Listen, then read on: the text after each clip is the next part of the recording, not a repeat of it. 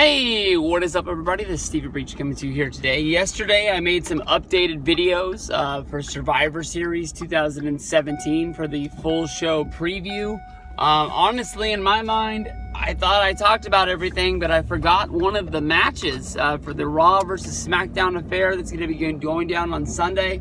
This is a match that honestly was put together on Monday and Tuesday this week. It was sort of just a way to use the Shield. I honestly was really surprised that they sort of would put this match together last minute.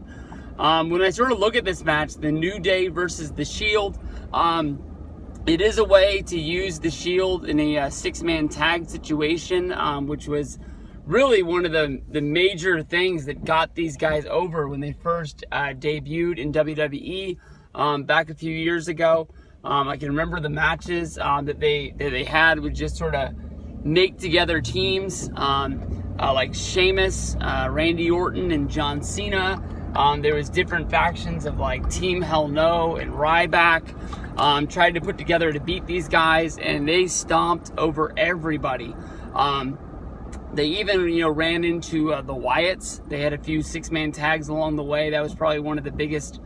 I honestly want to say one of the biggest six-man feuds they had, because of the fact that the Wyatts were a three-man group at the time. But to me, when I think about New Day going up against the Shield, I don't get it. I know that this pay-per-view is sort of put together of a lot of, heel versus heel matches or babyface versus babyface matches.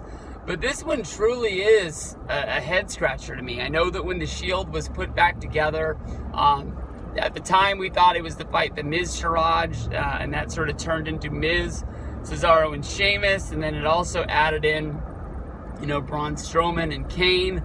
Then at the last minute, Roman Reigns got injured and was not able to wrestle in the match and was replaced by Kurt Angle. They made a lot of Shield t-shirts. They planned on them going on the European tour. But from what I heard was that Roman Reigns got the mumps. He basically got sick. He wasn't able to do the tour, and they had to sort of put it together the best they could. Sometimes it was with Kurt Angle, sometimes it was Samoa Joe, and sometimes it was Triple H filling in the place of Roman Reigns in order to send the fans home happy on that European tour. Now here we are, we come stateside.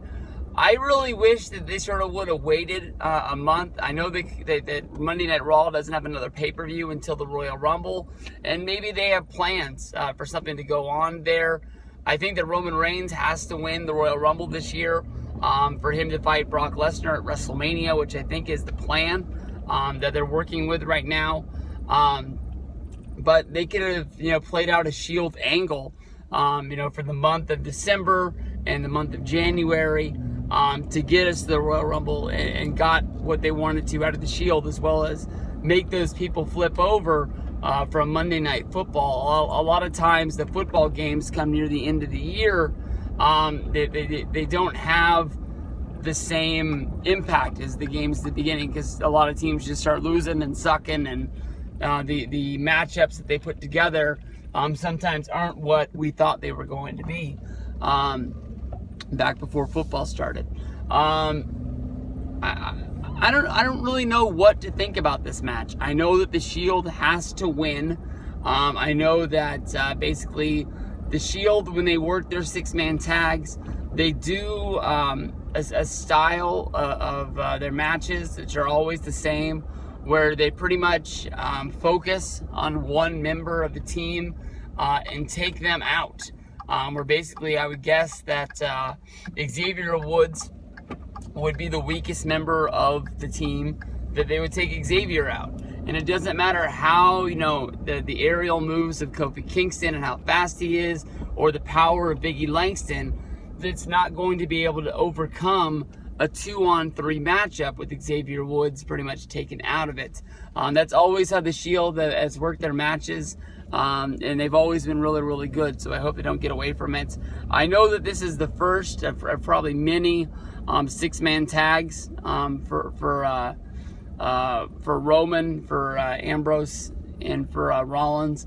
I just sort of wish, honestly, that it didn't have to happen like this, because I wish that they could have had a better matchup for the first one. The TLC one, I was hyped for it.